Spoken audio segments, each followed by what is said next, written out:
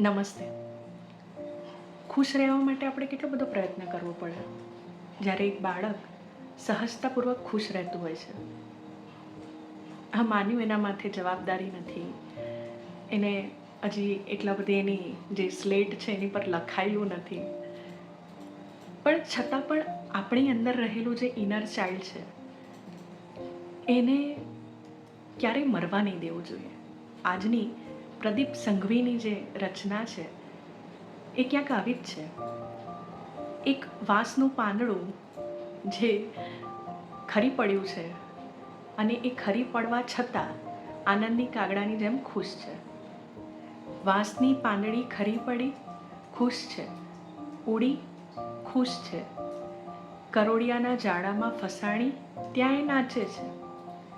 કરોડિયાએ પાસે આવીને સૂંઘી, ફેંકી દીધી, ખુશ છે, ધૂળમાં આરોટે છે, ખુશ.